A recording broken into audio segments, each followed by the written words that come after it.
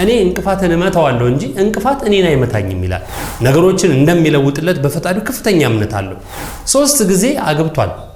ብዙ ፈተናዎችን ተጋፍጦ ያለፈ ነው።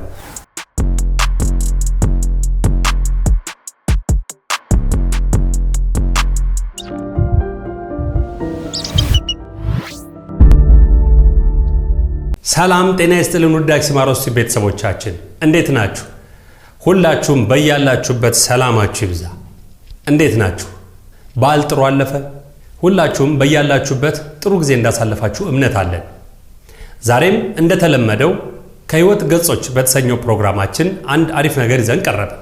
ይህ አሪፍ ነገር ምንድነው? የስቲቭ ሃርቪ የህይወት ታሪክ የምንቃኝበት ነው። ስቲቭ ሃርቪ ከምንም ተነስቶ ሚሊዮነር የሆነ ሰው፣ ነገር ግን በትጋት በጥረትና በልፋት የሚያምን ለእግዚአብሔር ያለው እምነት የጎላ ነው። ነገሮችን እንደሚለውጥለት በፈጣሪው ከፍተኛ እምነት አለው። አብዝቶ ይጸልያል። ታዲያ ከነበረበት ከትንሽ ስፍራ ተነስቶ ዛሬ በትልቅ ስፍራ ከፍ ያደረገው ፈጣሪውን እያመሰገነ ለብዙዎች ምሳሌ ሆነ። በሀገራችንም ላሉ ከሀገር ውጭም ላሉ ዩቲዩበሮች ፈርቀዳጅ የሆነ ምሳሌ የሆነ ሰው ነው። ስቲቭ ብዙ የህይወት ውጣ ውረዶች አሉት። ዛሬ የስቲቭ ሃርቪን ውጣ ውረዶች፣ የማሸነፍ ብቃት፣ ትግል የምንመለከትበት ቪዲዮ ይዘን ቀርበናል። ለማሸነፍ መጣር ግድ እንደሆነ በጣም የሚገርም ሰው ነው። ለዘመናት በትግል ውስጥ ቢቆይም ህይወት አልሆን ብላ ፈትነዋለች። ከ3 ዓመታት በላይ የፎርድ መኪና ውስጥ እየተኛ እንደ መኖሪያ ቤቱ ሁሉ ነገሩ የነበረች መኪና ውስጥ ለ3 ዓመታት ኑሯል።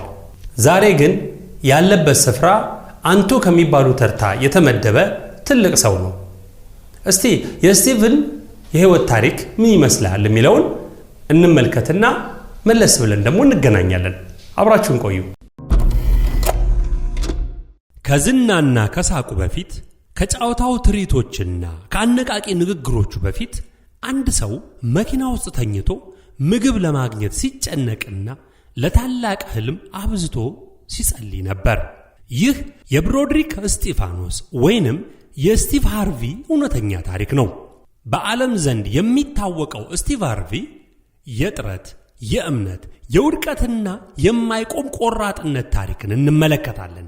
በዛሬው በዚህ ቪዲዮአችን ይህ የብሮድሪክ እስጢፋኖስ ወይንም የስቲቭ ሃርቪ እውነተኛ ታሪክን የምንመለከትበት ነው። በዓለም ዘንድ የሚታወቀው ስቲቭ ሃርቪ የጥረት፣ የእምነት፣ የውድቀትና የማይቆም ቆራጥነት ታሪኩን እንመለከታለን። ስቲቭ ሃርቪ እንደ አውሮፓውያን አቆጣጠር ጥር 17 ቀን 1957 በዌልች ዌስት ቨርጂኒያ ተወለደ። እሱ ከ5 ወንድሞች ውስጥ የመጨረሻው ታናሽ ነበር።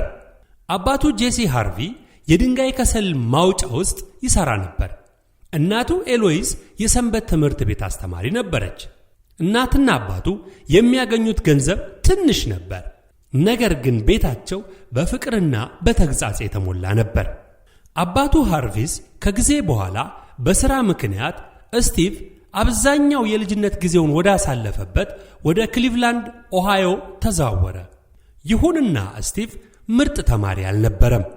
በመጥፎ የመንተባተብ ችግሩ የተነሳ በአካዳሚክ ዕውቀቱ ላይ የተሻለ ለመሆን ታግሏል፣ ነገር ግን አልሆነለትም። ብዙውን ጊዜ በክፍል ውስጥ ከቀለም ትምህርት ይልቅ ዘፈን በመዝፈን ይታወቅ ነበር። ነገር ግን በእርሱ ሕሊና ውስጥ የሆነ ነገር ሁል ጊዜ የበለጠ ከፍ እንደሚያደርገው ያውቅ ነበር። በልጅነቱ ለአንዲት መምህሩ በቲቪ ላይ ተወዳጅ ፕሮግራም የሚያቀርብ ስመጥር ባለሙያ መሆን እንደሚፈልግ ሲነግራት መምህሩ ሳቀችበትና እውነተኛ የሆነ ነገር ምረጥ አለችው። ታዲያ ያቺ ቅስፈት ከእርሱ ጋር ለዘላለም በልቡ ተጣበቀች። የልቡን ውጥን እውነት ለማድረግ ለዓመታት ዋጋ ከፈለ። እናም ከዓመታት በኋላ እንደዛ የተናገረችውን መምህር ስሟን በብሔራዊ ቴሌቪዥን ጣቢያ ላይ በቀጥታ አነበበው። የሁለተኛ ደረጃ ትምህርቱን እንደጨረሰ ስቲቭ በተለያዩ የሥራ ውጣ ውረዶች ውስጥ ገባ። የሆነ ነገር እያሳደደ ነበር፣ ግን ምን እንደሆነ አላወቀውም ነበር። ከዚያም እንደ አውሮፓውያን አቆጣጠር በ1985 ዳግም መጣ።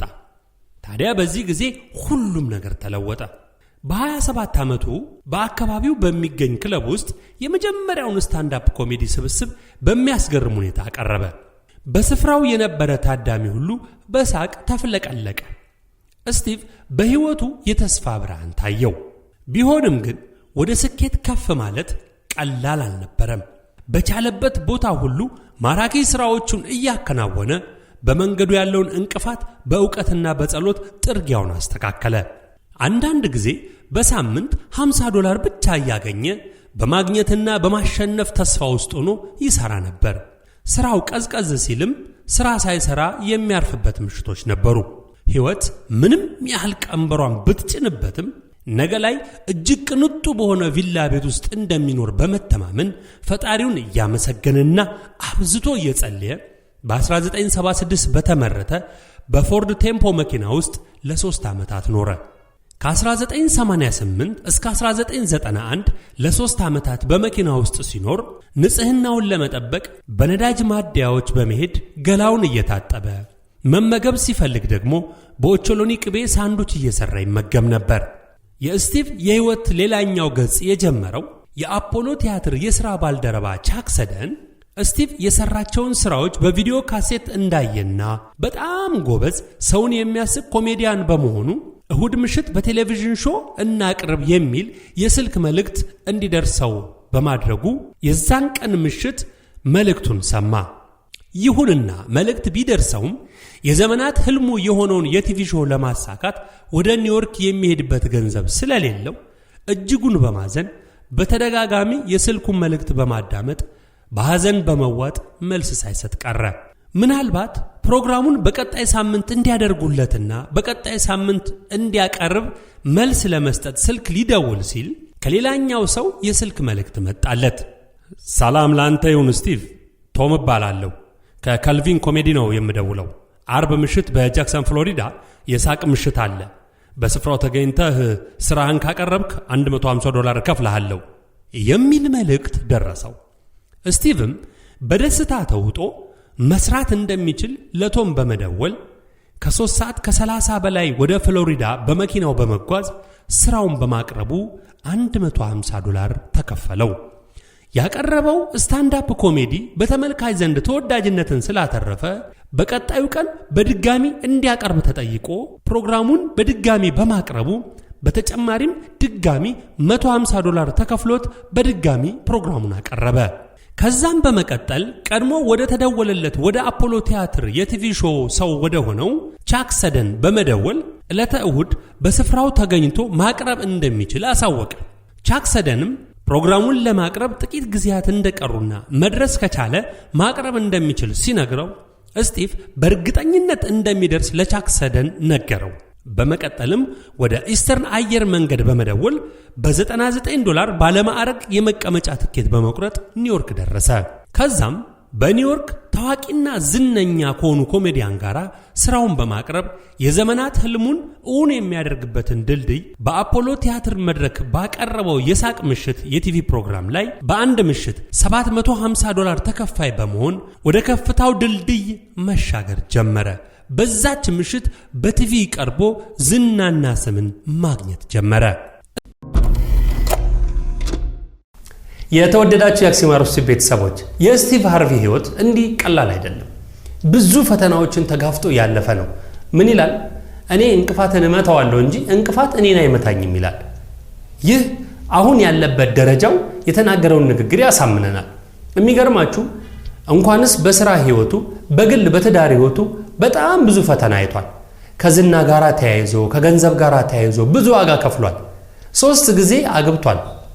የመጀመሪያው ባለቤቱ ተጋብቶ ተፋታ። ከሁለተኛው ሚስቱም ተጋባ ተፋታ። አሁን አብራው ያለችው 3ኛ ሚስቱ ናት። የሚገርማችሁ ብዙ የልጅ ልጆችም ጭምራሉት። አያት ሆኗል። ግን ከትንሽ ስፍራ አንስቶ አክብሮ ወግ ማዕረግ እንዲያደረገው ፈጣሪውን በእያንዳንዱ ቪዲዮዎች ላይ በእያንዳንዱ አነቃቂ ፕሮግራሞች ላይ በተለይም ደግሞ ተወዳጅ የሆነው ህፃናትን የማነቃቃት ፕሮግራም እነዛ ፕሮግራሞች ላይ በቀረበበት ስፍራ ሁሉ ፈጣሪን ሳያመሰግን የሚያልፍበት የለም። ሁላችንም ለተደረገልን ነገር ማመስገን መልካም እንደሆነ ይነግረናል። የስቲቭ ህይወት እስኪ ምን ይመስላል? አሁንም ወደ ቪዲዮ መለስ እንበል። ስቲቭ ትልቅ የስኬት ጊዜውን ኢትስ ሾው ታይም አት ዘ አፖሎ በተሰኘው የቴሌቪዥን ፕሮግራም ላይ ጠንክሮ በመስራቱ ከፍተኛ ዝናን አግኝቷል። በመጨረሻም የፕሮግራም አዘጋጅ ሆነ። ህዝቡ ወደደው። ማራኪ ያቀራረብ ስልቱ፣ ጨዋነቱና እውነተኛነቱ ደግሞ ይበልጡን እንዲደምቅ አደረገው። በዚህም የተነሳ ለ8 ዓመታት በአፖሎ የቲቪ ሾው በክብርና በዝና ቆየ። በ1990ዎቹ ውስጥ በአስቂኝ ትዕይንት ውስጥ ይባሱኑ እየደመቀ መጣ። የሴድሪክ ኢንተርቴነር ዲኤል ጋራ በመሆን ከኮሜዲያን ነገስታት ጋራ ስራዎቹን አቅርቧል። በሃይሊና በበርኒ ማክ ተጓዥ የኮሜዲ ጉብኝት ላይ ከፍተኛ ገቢ ካገኙ ኮሜዲያን አንዱ ሆነ። ከዚያም በራሱ ስም በቴሌቪዥን መጣ። እንደ አውሮፓውያን አቆጣጠር በ1996 ስቲቭ ሃርቪ ሾው ታየለት። ለ6 ወቅቶች ካቀረበ በኋላ የስታንዳፕ ኮሜዲ ሾው ስራውን በቤተሰቡ ስም አደረገው። ስቲቭ ኮሜዲያን ብቻ አልነበረም፣ ለብዙዎች ምሳሌ የሆነ በመስራት ላይ ያለ ብራንድ ነበር። በመቀጠልም መጽሐፎችን ጻፈ። እጅግ ዝነኛ የሆነውን አክት ኤንድ ሌዲ እንዲሁም እንደ ሰው አስብ የተሰኙ ስራዎቹ ምርጥ ሽያጭን አገኙለት። በኋላም ወደ ሆሊውዱ ፊልም በመግባት ፍራንቻይዝን አስነሳ።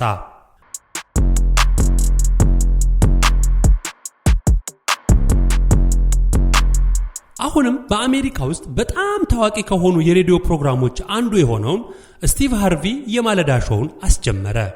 ዝናና ከፍታው እየጨመረ መጣ።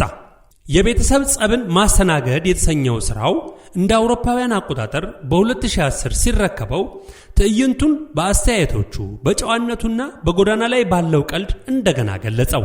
ደረጃ አሰጣጡ እጅግ በጣም እየጨመረ መጣ። እንዲሁም ሚሊዮኖችን ለማስነሳት ስለ ቀድሞ ህይወቱ እውነተኛ ያልተበረዘና ኃይለኛ ታሪኮችን በመናገር የሚታወቅ አነቃቂ ተናጋሪ ሆነ። የሱ የእምነት የጽናትና የመለኮታዊ ጊዜ መልእክቶቹ ከአስቂኝ ቀልዶቹ የራቁ ሰዎችን ከውድቀት ለመታደግ ደረሱ። በእነዚህ ሁሉ ጊዜያት የስቲቭ ሃርቪ ጉዞ ፍጹም አልነበረም። ስቲቭ በቀጥታ የቴሌቪዥን ስርጭት ላይ የተሳሳተ ነገር ገጥሞታል። ልክ እንደ ሚስ ዩኒቨርስ 2015 አሸናፊውን እንዳወጀው ስህተት ማለት ነው። የተለያዩ ምላሾችም አጋጥመውታል። ነገር ግን ስቲቭ ትሁትና የቀልድ ባለቤት በመሆኑ ይቅርታ ጠይቆ ጉዞውንና ማቅረቡን ቀጠለ።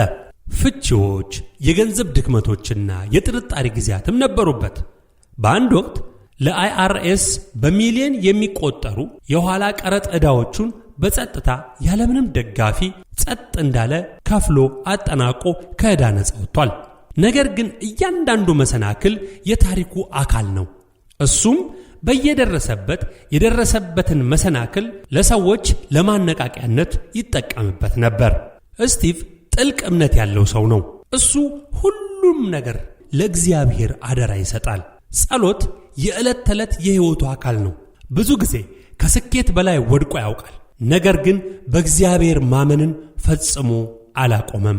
ደግሞም ኩሩ የቤተሰብ ሰው ነው። ከማርጆሪ ሃርቪ ጋር ከተጋባ በኋላ የ7 ልጆች አባትና የልጅ ልጆች ያሉት ሰው ነው።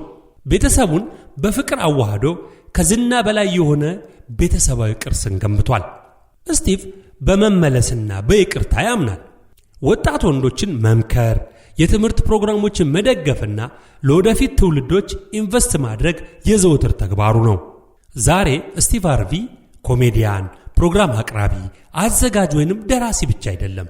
እሱ የሚዲያ ሞጋች ነው። የሱ የምርት ኩባንያ ሃርቪ ግሎባል በዓለም ዙሪያ ትዕይንቶችን፣ ይዘቶችንና የንግድ ሥራዎችን ፈጥሯል። እርሱ የጽናት ምልክት ነው። ለ3 ዓመታት ቤት ተከራይቶ መኖር አቅቶት በመኪና ውስጥ የተኛ ሰው፣ ነገር ግን በአሜሪካ ውስጥ በእያንዳንዱ ገጽ ላይ ለሰዎች ለሕይወታቸው ምሳሌ በመሆን የመነሳሳትና የአሸናፊነት ተምሳሌት ሆኗል። ከክሊቭላንድ ጎዳናዎች እስከ ሆሊውድ ደረጃዎች፣ ካለመቀበል እስከ ዝነኝነት የስቲቭ ሃርቪ ሕይወት አንድ ነገርን ለሁላችንም ያረጋግጣል። ልብ በሉ፣ የእርሶ ያለፈው ታሪኮ የወደፊት ሕይወቶን አይገልጽም። የተወደዳችሁ የአክሲማሮስ ቲዩብ ቤተሰቦች ከስቲቭ ሃርቪ የሕይወት ታሪክ ብዙ ልምድ እንደወሰዳችሁ እንገምታለን። እንዲህ ያሉ አስተማሪ አነቃቂ ሐሳቦችን ማየት ከፈለጋችሁ፣ የሚያስተምሩ ቁም ነገር ያላቸውን ፕሮግራሞች ማየት ስትፈልጉ አክሲማሮስ ቲዩብን ላይክ፣ ሼርና ሰብስክራይብ በማድረግ ቪዲዮ እንድትመለከቱ እንጋብዛለን።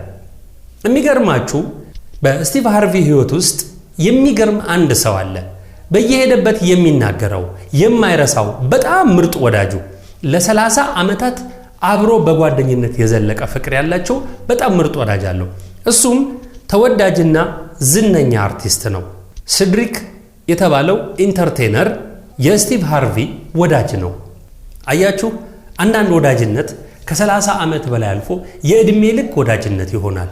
እንዲህ ያለ ጓደኛ ይስጣችሁ። ስቲቭ ብዙ ነገሮችን አጥቶ አገኘ። በህይወት ውስጥ ከማጣት ተነስቶ በገንዘብም በእውቀትም በስም በክብር በዝናም ሲያገኝ ከትንሽነት ጀምሮ ከምንም ተነስቶ እዚህ እስኪደርስ ድረስ አብሮት የነበረ ወዳጅም ሰጠው። ለሁላችንም ወዳጅ ይስጠን። ለዛሬ ያለን ፕሮግራም ይሄን ይመስላል።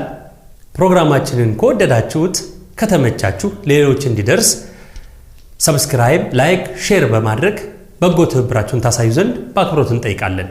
ለዛሬ የነበረን ይሄን ይመስላል። እንወዳችኋለን። መልካም ጊዜ